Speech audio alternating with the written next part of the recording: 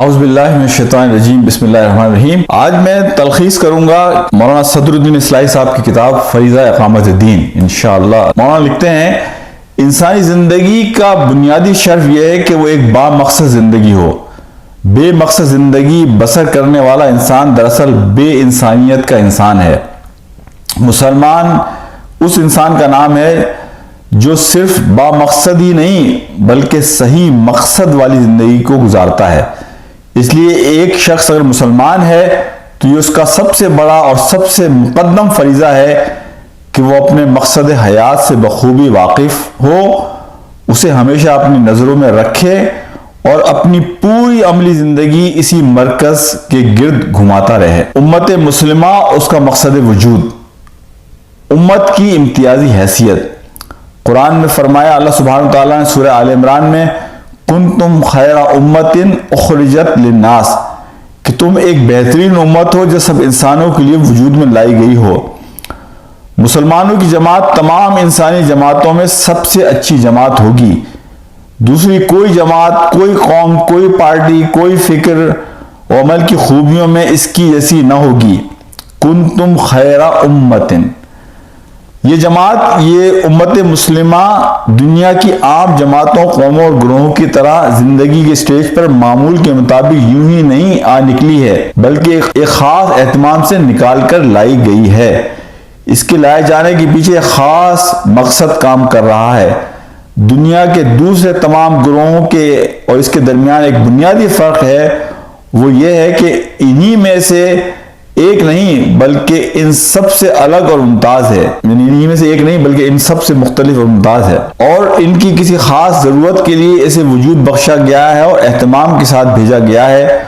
اور وہ ہمیشہ کے لیے اسی کی بجاوری پر مامور ہے۔ اخرجت للناس، یعنی اس امت کو صریح لفظوں میں مبعوث یعنی بھیجی اور معمور کی ہوئی امت قرار دیا گیا ہے۔ آپ صلی اللہ علیہ وسلم نے فرمایا، تم نرمی سے کام لینے والے بنا کر بھیجے گئے اور تنگیوں میں ڈالنے والے بنا کر نہیں بھیجے گئے۔ اللہ اور رسول کے ارشادات سے صاف ظاہر ہوتا ہے کہ دوسری تمام امتیں اور قومیں ایک سطح پر ہیں اور امت مسلمہ ایک دوسری سطح پر ہے۔ وہ ایک جداگانہ نوعیت کی مالک اور ایک امتیازی حیثیت کی حامل ہے۔ جب اس کی نوعیت اور حیثیت دوسری تمام قوموں سے مختلف اور ممتاز ہے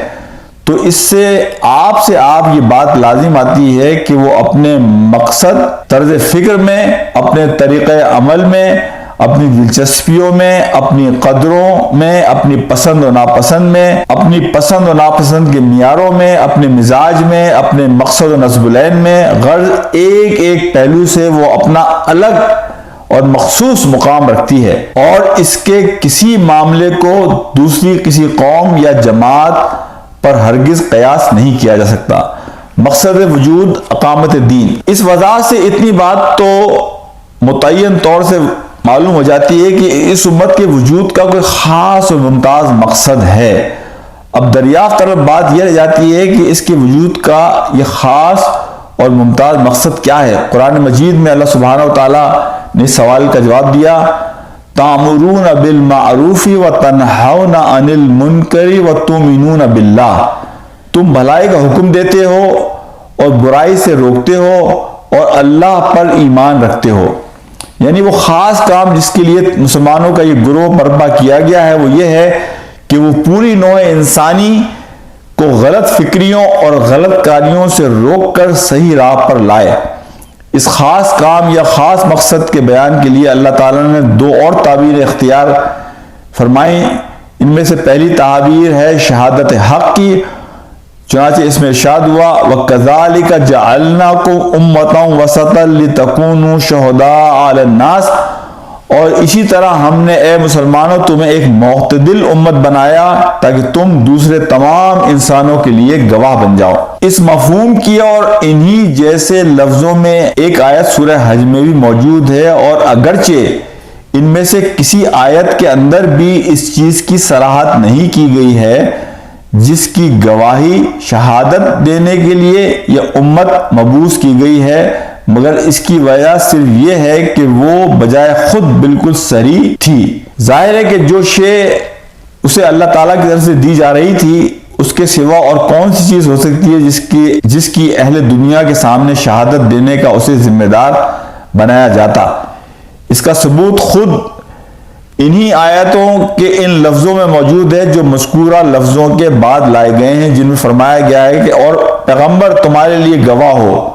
وَيَكُونَ الرَّسُولُ عَلَيْكُمْ شَهِيدًا۔ غور کر لیجئے وہ کیا چیز تھی جس کی اہل ایمان کے سامنے گواہی دینے کے لیے اللہ کا رسول بھیجا گیا تھا۔ اگر یہ چیز صرف وہ دین حق تھی جو اس پر نازل ہو رہا تھا اور اس میں دو رائے نہیں ہو سکتی جیسا کہ واقعہ ہے، تو اس میں بھی دو رائے ممکن نہیں ہے کہ جس چیز کی گواہی دینے کے لیے امت وسط کو قائم کیا گیا تھا وہ بھی یہی دین حق تھا، جسے چاہے آپ دین حق کہہ لیجئے چاہے صرف حق۔ دوسری تعبیر اقامت دین کی ہے، شرع لکم من الدین ما وصى به نوح والذی اوحینا الیک وما وصینا به ابراہیم وموسیٰ وعیسیٰ ان اقیموا الدین۔ مسلمانوں، اللہ تعالیٰ نے تمہارے لیے وہی دین مقرر کیا ہے جس کا حکم اس نے نوح کو دیا تھا، جس کی اے نبی ہم نے تم پر وحی کی ہے، اور جس کا حکم ہم نے ابراہیم کو، موسیٰ کو اور عیسیٰ کو دیا تھا کہ اس دین کو قائم کرو۔ حضرت عبداللہ بن مسعود رضی اللہ تعالی عنہ صحابہ اکرام رضی اللہ عنہم کا مقام و مرتبہ بیان کرتے ہوئے فرماتے ہیں کہ انہیں اللہ نے اپنے نبی کی معیت اور اپنے دین کی اقامت کے لیے پسند فرمایا تھا۔ قرآن و حدیث کی ان تینوں بیانات کی بنا پر امت مسلمہ کے مقصد وجود کے لیے آپ جس تعبیر کو چاہیں اختیار کریں، یہ بھی کہہ سکتے ہیں کہ اس امت کا مقصد جو امر بالمعروف و نہی المنکر ہے، یہ بھی کہہ سکتے ہیں کہ شہادت حق ہے، اور یہ بھی کہہ سکتے ہیں کہ اقامت دین ہے، کیونکہ یہ تینوں ایک ہی مدعا کی مختلف تعبیریں ہیں۔ ان میں سے جس کو بھی آپ استعمال کریں معنی و مقصود ہر حال میں ایک ہی ہوگا، لیکن معنی و مقصود کی اس یکسانی کے باوجود اگر آپ تینوں تعبیرات کا گہری نظر سے جائزہ لے کر ان کا ہر پہلو سے موازنہ کریں گے تو یہ پائیں گے کہ آخری تعبیر میں جامعیت، جو ہماگیری اور جو صراحت ہے وہ دوسری تعبیروں میں نہیں ہے۔ زیادہ جامعیت اس طرح ہے کہ اس میں اقامت کا لفظ استعمال کیا گیا ہے۔ اقامت کا لفظ جیسا کہ آگے چل کر وضاحت سے معلوم ہو جائے گا ایک مکمل کیفیت کا تصور پیش کرتا ہے۔ اقامت دین کا مفہوم، اقامت دین کی اس طرح دو لفظوں سے مرکب ہے، ایک اقامت دوسرا دین، اس لیے اس کا مفہوم سمجھنے کے لیے ضروری ہے کہ پہلے ان دونوں لفظوں کے الگ الگ معنی سمجھے جائیں۔ اقامت کا لفظ جب کسی ٹھوس چیز کے لیے بولا جاتا ہے تو اس وقت اس کے معنی سیدھا کر دینے کے ہوتے ہیں۔ یریدو ان ینقص فاقام، دیوار ایک طرف جھک گئی تھی اور گرا چاہتی تھی تو اس نے اسے سیدھا کر دیا، سورہ کہف میں حضرت خضر حضرت موسیٰ کے واقعے کے اندر۔ اور جب وہ کسی ٹھوس چیز کے بجائے مانوی اشیاء کے لیے بولا جاتا ہے تو اس وقت اس کا مفہوم پورا حق ادا کر دینے کا ہوتا ہے، یعنی یہ کہ متعلقہ کام کو پوری توجہ اور کامل اہتمام کے ساتھ بہترین شکل میں انجام دیا جائے۔ راغب الاصفہانی فرماتے ہیں کہ کسی چیز کو قائم کرنے کا مطلب یہ ہے کہ اس کے حقوق اچھی طرح پورے کر دیے جائیں۔ اللہ تعالیٰ فرماتا ہے کہ اے پیغمبر کہہ دو، اے اہل کتاب تم کسی اصل پر نہیں ہو جب تک کہ تورات اور انجیل کو قائم نہ کر لو، یعنی جب تک کہ علمی و عملی دونوں حیثیتوں سے ان کے حقوق ادا نہ کر لو۔ قل یا اہل الکتاب لستم علی شیء حتی تقیموا التوراۃ والانجیل۔ اس مفہوم کو ایک مثال سے سمجھیے۔ قرآن میں نماز کی اقامت کا حکم دیا گیا ہے۔ اقامت کے اس مفہوم کی روح سے نماز کی اقامت یہ ہوگی کہ اسے اس کے تمام ظاہری آداب و شرائط اور سارے باطنی محاسن کے ساتھ ادا کیا جاتا رہے۔ اس طرح کہ نماز کا جو مقصد ہے وہ بآحسن و خوبی حاصل ہوتا رہے۔ لہذا دین کی اقامت یہ ہوئی کہ اس کے ماننے والے علمی و عملی دونوں حیثیتوں سے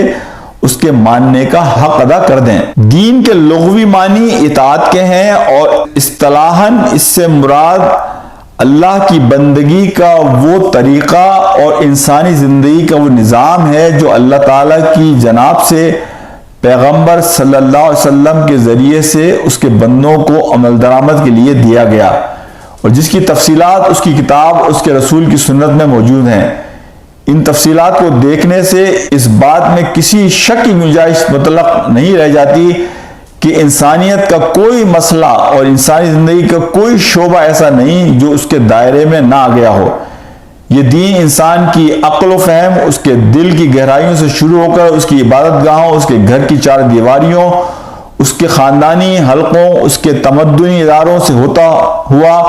اس کے تمام اجتماعی اور بین الاقوامی مسئلوں کے آخری کنارے تک پہنچتا ہے، اور ہر مسئلے، ہر معاملے، ہر شعبے کے متعلق اپنی مستقل ہدایات دیتا ہے۔ وہ انسان کی کسی ایسی نجی اور پرائیویٹ زندگی کا بالکل قائل نہیں ہے جس میں وہ اپنی سی کرنے میں آزاد ہو۔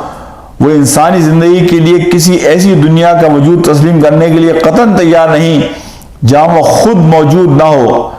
وہ ایمانیات کو، عقائد کو، عبادات کو، اخلاق کو، تقوی کو، احسان کو تو اپنے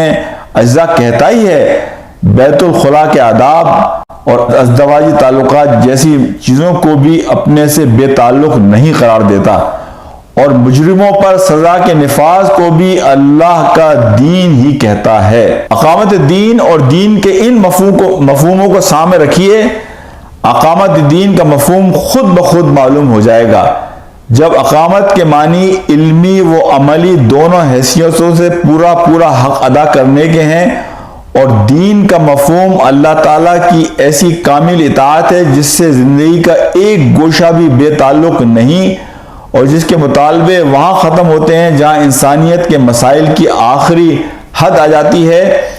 تو اقامت دین کا مفہوم لازماً یہی ہوگا، اور صرف یہی ہو سکتا ہے کہ اس دین پر ایمان رکھنے والے اس سے پوری طرح واقف ہوں، اس کے بنیادی تصورات سے، اس کے اصول سے، اس کے احکامات و ہدایت سے باخبر ہوں، اس کے مقصد و منشا کو جانتے ہوں، انہیں یہ معلوم ہو کہ وہ اس دنیا میں ان کی کیا پوزیشن ٹھہراتا ہے، ان کے وجود کی کیا غائیت مقرر کرتا ہے، اس غائیت تک پہنچنے کے لیے صحیح و عمل کی راہیں کیا تجویز کرتا ہے، انہیں کن کن باتوں کو کرنے کا حکم دیتا ہے اور کن کن باتوں سے روکتا ہے، زندگی کے مختلف شعبوں میں انہیں کیا رویہ اختیار کرنے کی تلقین کرتا ہے، غرض بحیثیت فرد اور بحیثیت جماعت وہ ان سے زمین پر کس طرح رہنے اور کیا کرنے اور کیا بننے کا مطالبہ کرتا ہے، اور وہ سب کچھ جانتے ہوں اور پھر اس جاننے کے مطابق اپنے عمل کو ڈھال لینے میں لگ جائیں، قرآن و سنت کی ایک ایک ہدایت پر عمل ہو، شریعت کا ایک ایک حکم نافذ ہو، دین کے جتنے اصول ہوں ان سب پر اور صرف انہی پر حیات ملی کی عمارت بنائی جائے، کوئی بھی معاملہ ہو نقطہ نظر صرف وہ اختیار کیا جائے جو دین سکھاتا ہے، پوری سوسائٹی پر رنگ وہ چھا جائے جو وہ پیدا کرنا چاہتا ہے، یہاں تک کہ دیکھنے والوں کو پورا ماحول قرآنی اور پورا معاشرہ ایک متحرک قرآن نظر آنے لگے، یعنی جس طرح کوئی بلند قامت شے سیدھی کھڑی کر دی جاتی ہے تو دیکھنے والے بیک نگاہ دیکھ لیتے ہیں کہ وہ کیا ہے اور کیسی ہے، اسی طرح یہ پورا دین انسانی زندگی پر اس طرح غالب اور نافذ ہو جائے کہ وہ دور سے دیکھ اور پہچان لیا جائے۔ مقصد فراموشی اور اس کے نتائج، اصول و مقاصد کی اہمیت۔ کسی خاص اور اہم مقصد کے لمبادار جماعت کی زندگی اس بات پر موقوف ہے کہ اس کی نگاہ اپنے مقصد اور نصب العین اور پر اچھی طرح جمی رہے۔ اسی لیے لوگ یہ بات کہتے ہیں کہ قوموں کے عروج و زوال کی 3 بنیادیں ہوتی ہیں۔ پہلی بات یہ ہوتی ہے کہ اس قوم کے اندر علم اور اخلاق کی برتری ہو۔ علم صرف مذہبی اور دینی علم نہیں، انسان سے متعلق تمام علوم۔ تو پہلی بنیاد ہے علم اور اخلاق کی برتری ہو اس قوم کو جو عروج حاصل کرنا چاہتی ہے۔ دوسری بنیاد ہے نظریے سے یکسوئی، اور تیسری بنیاد ہے سیاسی وحدت۔ تو نظریے سے یکسوئی جو ہے یہاں اس کو ہم ڈسکس کر رہے ہیں کہ آپ اپنے نظریے سے، اپنے مقصد زندگی سے جتنے مخلص ہوں گے، کلیئر پکچر آپ کے سامنے ہوگی، آپ اپنے زندگی کے مقصد کو حاصل کرنے کی طرف بڑھ سکیں گے۔ اسلام کے اس ابتدائی دور کے گزر جانے کے بعد اس امت پر وہ دور آیا جب اس کے افراد کے ذہنوں میں اپنے مقصد زندگی کے نقوش مان پڑنے شروع ہوئے اور مختلف اسباب کے تحت ان کے اندر مداحنت کی بیماری جڑ پکڑنے لگی اور زمانے کے ساتھ ساتھ برابر ترقی کرتی چلی گئی۔ اس سے انکار نہیں کہ ایک چھوٹی سی اقلیت ایسے لوگوں کی بھی اس جماعت میں موجود ہے جو بحمدللہ خود فراموشی، خودکشی کے اس مقام تک نہیں پہنچی، بلکہ اس کی نگاہ اپنے نسبلین کے جلووں سے ابھی تک آشنا ہے۔ وہ اسلام کے اصول و مقاصد کی یاد اپنے سینے سے لگائے ہوئے ہے، لیکن انکار اس بات کا بھی تو نہیں کیا جا سکتا کہ اس خود شناس اقلیت کے بیشتر افراد کا حال بھی عملی نقطہ نگاہ سے کچھ قابل اطمینان نہیں ہے۔ ان کے اندر یہ یاد محض ایک متبرک یادگار بن کر رہ گئی ہے جس میں زندگی کی حرارت یا تو رہی نہیں ہے یا اتنی مدھم پڑ چکی ہے کہ محسوس نہیں ہوتی۔ حالات کی ناسازگاری اور مختلف قوتوں کی قہاری نے ان کے سروں میں وہ سودا ہی باقی نہیں رہنے دیا جس کے بغیر کسی بڑے مقصد اور اصول کا نام لینا کچھ زیب نہیں دیا کرتا۔ اس لیے ان لوگوں نے بھی خاموشی مصالحت کی پرامن روش اختیار کر رکھی ہے۔ اس بات کی احتیاط رکھنا گویا ان کی مستقل پالیسی بن گئی ہے۔ ان پر سیاست اور تدبر کی طرف سے مذہبی مجنون ہونے کا الزام نہ لگ جائے۔ وہ دیکھتے اور جانتے سب کچھ ہیں مگر اپنے کو یہ سمجھا کر خاموش ہیں کہ دین میں آسانی رکھی گئی ہے۔ اب مولانا یہاں پر یہ بات بیان کرتے ہیں کہ لوگوں نے اس اقامت دین کے تصور کو ہوتے ہوئے جو گریز کی راہیں اختیار کی اس میں جو لوگ دلائل دیتے ہیں، اس میں گریز کی راہ مولانا کہتے ہیں کہ 5 فلسفے ہیں۔ اس میں ایک گروہ کا کہنا ہے کہ جن کو اللہ تعالیٰ نے حسن عمل و خشیت و انابت کی توفیق بخشی ہے وہ آج بھی دین پر ٹھیک عامل ہیں، اپنے فریضے کو انجام دے رہے ہیں، دین کی اقامت کر رہے ہیں، حق کی شہادت دے رہے ہیں اور امر بالمعروف کرتے رہتے ہیں۔ رہ گئے قرآن و سنت کے اس طرح کے اجتماعی احکام جن کا اوپر حوالہ دیا گیا ہے ان کا تعلق اسلامی حکومت سے ہے اور ان کے مخاطب مسلمانوں کے اولو الامر ہیں، عوام نہیں ہیں۔ اس وقت چونکہ اسلامی حکومت قائم نہیں ہے اس لیے ان احکام کے اجرا و نفاذ کی ذمہ داریوں کا سوال ہی پیدا نہیں ہوتا۔ دوسرا گروہ کہتا ہے کہ بلا شبہ ملت اسلامیہ کا مقصد وجود یہی اقامت دین ہی ہے، لیکن موجودہ ناسازگار حالات میں اس نصب العین کی کامیابی کا کوئی امکان نہیں ہے، لہذا اس وقت اس کی خاطر جدوجہد کرنا وقت اور قوت کو ضائع کرنا ہے اور دنیا کے سامنے اسے علانیہ پیش کرنا نہ صرف مصلحت کے خلاف ہے، نہ عاقبت اندیشی کی دلیل ہی نہیں ہے، بلکہ مفاد ملت کے لیے سراسر مضر اور مہلک ہے۔ اس لیے سر دست خدمت دین کی کچھ ایسی جزئی تدبیر اختیار کر لینی چاہیے جو ممکن العمل ہوں اور تجربے سے دین کے احیاء میں مفید ثابت ہو چکی ہوں اور آگے چل کر ہمارے اس نصب العین کے لیے حالات کو نسبتاً کچھ زیادہ سازگار بنا دینے والی ہوں۔ تیسرے گروہ کا انداز فکر یہ ہے کہ اس نصب العین کے برحق ہونے میں کوئی کلام نہیں مگر اس کے لیے صدیق اور فاروق درکار ہیں۔ چوتھا گروہ یوں سوچتا ہے کہ کام کی کوئی راہ کھلے اور کوئی قافلہ اس پر کامیاب گامزنی کا مظاہرہ کر لے تو پھر ہم بھی اٹھ کر کھڑے ہوں گے، گویا کہ کسی جدوجہد کا شروع ہو جانا بھی ان کے لیے اقدام کو ضروری نہیں ٹھہرا سکتا۔ ایک اور گروہ یہ کہتا ہے، 5واں، کہ ہمیں امام مہدی کا انتظار کرنا ہے۔ جو یہ لوگ عذر پیش کرتے ہیں کہ ہمارے پاس ابھی یعنی قوت نہیں ہے تو ہم انتظار کریں، کامیابی کے امکانات نہیں ہم انتظار کریں، امام مہدی کا ہم انتظار کریں، یہ جو مایوسی لوگ پیدا کرتے ہیں، اس میں یہاں کتاب ہے مولانا کی دعوت اسلامی، اس کے مطالبات جو مولانا مودودی رحمۃ اللہ علیہ، امین حسن اصلاحی صاحب اور میاں طفیل صاحب کی تقاریر ہیں۔ میں یہاں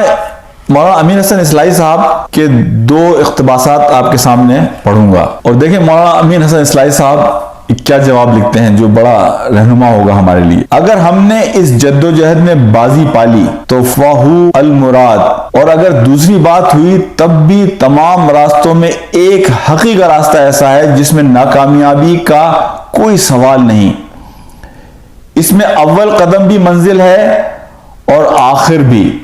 ناکامی کا اس کوچے میں گزر نہیں ہے، اس کو مان لینے اور اس پر چلنے کا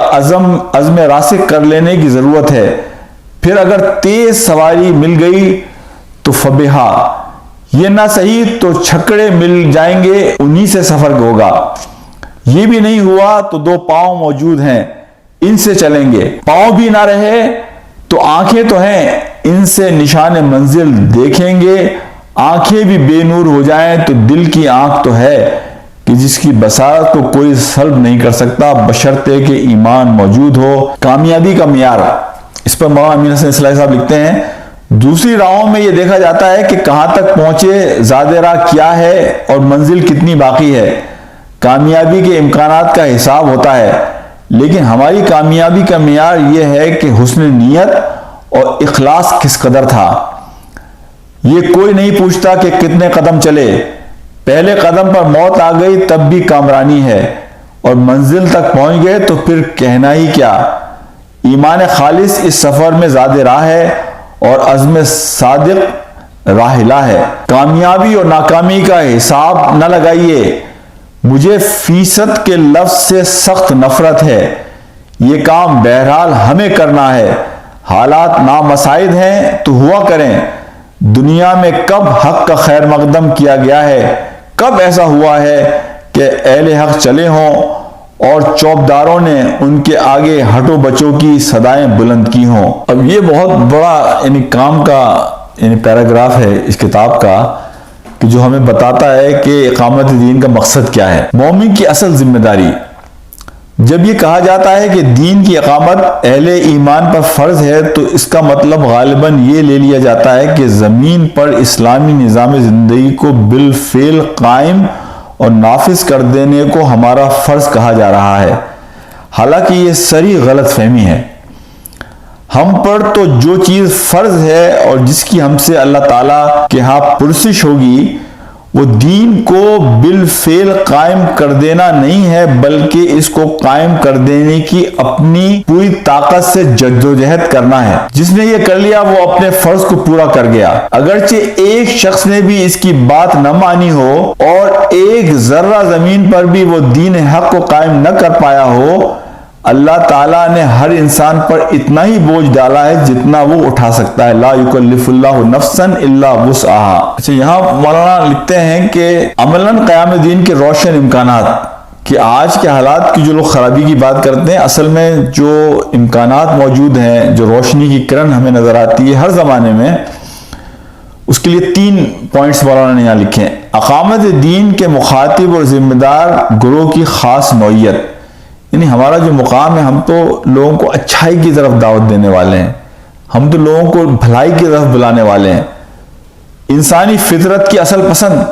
اور جس چیز کی ہم دعوت دے رہے ہیں، اللہ نے انسان کی فطرت میں یہ انکلینیشن رکھا ہے کہ وہ اس کی طرف بڑھے گا۔ نمبر 3، انسان کا موجودہ فکری، عملی اور تمدنی ارتقاء اور اس کے ارتقاء کے ساتھ ساتھ اس کی ذہنی بے چینی۔ اب یہاں جو قرآن ہمیں راستہ بتاتا ہے اقامت دین کا، اس کی طرف تھوڑی سی روشنی مولانا نے ڈالی ہے کہ ہمیں اقامت دین کا کام کرنا کیسے ہے۔ اچھا، یہ جو طریقہ انہوں نے بتایا ہے، آپ کسی معاشرے میں بھی ہوں، آپ مسلم میجورٹی کنٹری میں ہوں، آپ مسلم مائنورٹی کنٹری میں ہوں، آپ کسی گاؤں میں ہوں، آپ کسی ریموٹ علاقے میں ہوں، یعنی کوئی مسلمان اس سے مستثنا نہیں ہے۔ اور خوبصورت بات یہ ہے کہ آپ کہیں پر بھی ہیں، آپ ان 3 چیزوں کا اہتمام کر سکتے ہیں۔ مولانا لگتے ہیں کہ اس ربانی پروگرام پر غور کیے تو وہ 3 اجزاء یا اصولی نکات پر مشتمل دکھائی دے گا۔ پہلا، تقوی کا التزام۔ دوسرا قدم، مضبوط و منظم اجتماعیت۔ تیسرا قدم، امر بالمعروف و نہی عن المنکر۔ اقامت دین کے لیے سب سے پہلے جس چیز کی ضرورت ہے، جس کو اس راہ کی شرط اول کہنا چاہیے، وہ واتقوا اللہ حق تقاتہ ولا تموتن الا وانتم مسلمون، کہ فرمان خداوندی میں مذکور ہے، جس کا مطلب یہ ہے کہ ہر وہ شخص جو اپنے کو ایمان والا سمجھتا ہو، جو اس ایمان کی عائد کی ہوئی ذمہ داریوں سے عہدہ برا ہونا چاہتا ہو، اس کے لیے لازم ہے کہ اللہ کا تقوی اختیار کرے اور اپنے آخری سانس تک ہر آن اور ہر لمحے ایک مسلم بن کر زندگی بسر کرے، تقوی کا پورا عملی مفہوم جو قرآن کی زبان سے بیان ہوا ہے، اس سے شمع برابر بھی کم نہیں ہے کہ اللہ کے تمام حکموں کا ٹھیک ٹھیک اتباع کیا جائے، اس کے کسی امر کو چھوڑ دینے سے بھی ڈرا جائے اور اس کی کسی نہیں کے کر گزرنے سے بھی خوف کھایا جائے۔ اسی طرح مسلم کے معنی بھی قرآنی بیانات کی روشنی میں سچے فرما بردار مخلص اطاعت شار کے ہیں، یعنی مسلم وہ ہے جس نے احکام خداوندی کے سامنے اپنی گردن رضاکارانہ جھکا دی ہو۔ اس لیے ان دونوں اصطلاحوں کا مفہوموں کے پیش نظر اقامت دین کے پروگرام کا پہلا جز یا اصول یہ ہے کہ ہر مسلمان سب سے پہلے خود اپنے اوپر اللہ کے دین کو قائم کرے۔ دوسرا قدم منظم اجتماعیت۔ اس پروگرام کی دوسری دفعہ یا دوسرا نقطہ ہے وَاعْتَصِمُوا بِحَبْلِ اللَّهِ جَمِيعًا وَلَا تَفَرَّقُوا۔ ربانی بن جانے کے بعد یہ اس کا فطری نتیجہ ہے کہ انسان اتحاد، تنظیم اور قرآن کو بائنڈنگ فورس بنائے۔ آل عمران کی آیت جو میں نے پڑھی، اس میں اللہ سبحانہ و تعالیٰ فرماتے ہیں کہ ان لفظوں میں جس چیز کا حکم دیا گیا ہے وہ دو باتوں پر مشتمل ہے۔ ایک تو یہ کہ وہ تمام اہل ایمان جو احکام الہی اور حدود خداوندی کی پابندی میں سرگرم عمل ہیں، وہ اپنی انفرادی اصلاح و تزکیے میں کوشاں ہوں، مل کر ایک مضبوط اور منظم جماعت بن جائیں، اور یہ پوری جماعت ایک ہی جسم کی اعضاء کی طرح باہم جڑی ہوئی ہو۔ دوسری یہ کہ اس طرح باہم جوڑ کر رکھنے والی چیز نہ تو کوئی نسلی رشتہ ہو، نہ کوئی وطنی تعلق، نہ کوئی معاشی یا سیاسی مفاد ہو، نہ کوئی دنیاوی اور مادی مقصد، بلکہ صرف اللہ کی رسی یعنی اس کی بندگی کا وہ عہد جو ہر مسلمان نے کر رکھا ہے، وہ قرآن ہو جس کی پیروی ہی کسی شخص کو مومن بناتی ہے، اور وہ دین ہو جس کی اطاعت و اقامت ہی کے لیے امت مسلمہ وجود میں لائی گئی ہے۔ تیسرے نقطے کے بارے میں مولانا لکھتے ہیں امر بالمعروف و نہی عن المنکر۔ اقامت دین کے پروگرام کی تیسری بنیاد وَلْتَکُم مِّنکم أُمَّةٌ يَدْعُونَ إِلَى الْخَيْرِ وَيَأْمُرُونَ بِالْمَعْرُوفِ وَيَنْہَوْنَ عَنِ الْمُنکر۔ آل عمران کی آیت ہے کہ ارشاد میں واضح کی گئی ہے کہ جس کی تفصیل یہ ہے کہ اپنی اپنی ذات کے اوپر دین حق کو قائم کر لینا، اور پھر ایسے تمام افراد کا باہم جڑ کر ایک جماعت بن جانا ہی کافی نہیں ہے، بلکہ ان دونوں باتوں کے ساتھ یہ بھی ضروری ہے کہ اس خیر اور معروف کی طرف دوسروں کو بھی بلایا جائے جس کو خود قبول کیا گیا ہے، اور اس منکر کو اپنے مقدور بھر مٹا ڈالنے کی مسلسل کوشش جاری رکھی جائے جس کو خود ترک کیا گیا ہے، یہاں تک کہ خدا کی زمین کے کسی گوشے میں اس کے دین کے سوا کسی اور دین کا اقتدار باقی نہ رہ جائے۔ ایمان اور تقوی کی حقیقی روح کیا ہے؟ صرف اللہ تعالیٰ کی محبت بھری تعظیم؟ یہ سوال کر رہے ہیں وہ، ورنہ اس دل کو سوز محبت سے آشنا کون کہہ سکتا ہے جو محبوب کی مرضی کو پامال ہوتا ہوا دیکھ کر تڑپ نہ اٹھے۔ اس لیے خدا کی محبت اور حق کی جاذبیت ایک خدا پرست کو چین سے ہرگز بیٹھنے نہیں دے سکتی جب تک کہ صفائے ارض پر اس کی نگاہوں میں چبھنے کے لیے ایک باطل اور کھٹکنے کے لیے ایک منکر بھی موجود ہو۔ یہ بات اس کے اسلام اور ایمان کے یکسر منافی ہے کہ کسی شخص یا گروہ یا ملک کو وہ دین اللہ کے حلقہ انقیاد سے آزاد اور طاغوت کا فرمانبردار دیکھے اور ٹھنڈے دل سے اسے برداشت کر لے۔ لہذا اقامت دین کا فریضہ ادا نہیں ہو سکتا اگر پیروان اسلام کی جمعیت امر بالمعروف سے غافل ہو اور اتقوا اللہ حق تقاتہ ولا تموتن الا وانتم مسلمون کا حکم تشنہ تعمیل ہی رہ جائے گا اگر اہل ایمان بس اپنی ذات ہی تک احکام الہی کی پیروی کو کافی سمجھ لیں اور ان کو اس سے کوئی غرض نہ ہو کہ باقی دنیا کدھر جا رہی ہے۔ اس کے علاوہ امر بالمعروف مومن اور مسلم اور متقی ہونے کے فطری تقاضوں میں ایک اور پہلو سے بھی داخل ہے، اور وہ ہے اللہ کے بندوں سے اخوت، محبت، خیر خواہی کا پہلو۔ جو شخص اسلام کو جانتا ہے وہ یہ بات بھی جانتا ہوگا کہ خدا سے محبت کرنے کا حق اس وقت تک ہرگز ادا نہیں ہو سکتا جب تک کہ اس کی مخلوق سے محبت نہ رکھی جائے۔ اس مخلوق سے کہ جسے اس کے رسول صلی اللہ علیہ وسلم نے فرمایا کہ یہ اللہ کی عیال ہے، الخلق عیال اللہ، اور جس کی بہی خواہی کو ایمان کی نشانی ٹھہرایا، لا یؤمن احدکم حتی یحب لاخیہ ما یحب لنفسہ۔ نوع انسانی کے ساتھ بہی خواہی کی شکلیں بہت سی ہیں، مگر اس کی سب سے بڑی اس کی اور کوئی بہی خواہی نہیں کہ اسے ان راستوں سے بچایا جائے جو گمراہی اور ابدی ہلاکت کے راستے ہیں، اور جن پر چل کر انسان کی دنیا بھی عذاب بن جاتی ہے اور آخرت بھی۔ اس لیے ایک مومن اگر اپنے دوسرے ابنائے جنس کو منکرات سے روکنے اور خیر و معروف کی طرف لانے کی کوشش کرتا ہے تو یہ دراصل کسی خارجی سبب کے تحت نہیں کرتا، بلکہ اپنے اس جذبہ خیر خواہی کے تحت کرتا ہے جو اس کے ایمان کا پیدا کیا ہوا ہوتا ہے۔ جس طرح اس کا ایمان اسے اس بات پر ابھارتا رہتا ہے کہ بھوکوں کو کھانا کھلائے، ننگوں کو کپڑے پہنائے اور کمزوروں اور بے کسوں کی مدد کرے، اسی طرح مگر اس سے کہیں زیادہ شدت کے ساتھ وہ اسے اس بات کے لیے بھی بے چین رکھتا ہے کہ حق سے محروم بندگان خدا کو اس خزانہ سعادت کی کنجیاں مہیا کر دے جس کے پالنے کے بعد پھر کبھی وہ نہ بھوکے ہوں گے نہ ننگے، نہ انہیں اپنے مستقبل کا کوئی اندیشہ لاحق ہوگا، نہ اپنی ماضی اور حال کا کوئی غم، لا خوف علیہم ولا ہم یحزنون۔ اس کی ایمانی فکر و نظر اسے بتاتی رہتی ہے کہ دوسرے انسانوں کے ساتھ اگر یہ بنیادی اور مقدم ترین خیر خواہی نہ کی گئی تو باقی ساری ہمدردیاں اور خیر خواہیاں بالکل ہیچ ہیں، اور ان سے خدا کے بندوں کے حقوق ہرگز ادا نہ ہوں گے، اور خدا کے بندوں کے حقوق کا ادا نہ ہونا خود اس کے حقوق سے عہدہ برا نہ ہونے کی دلیل ہے۔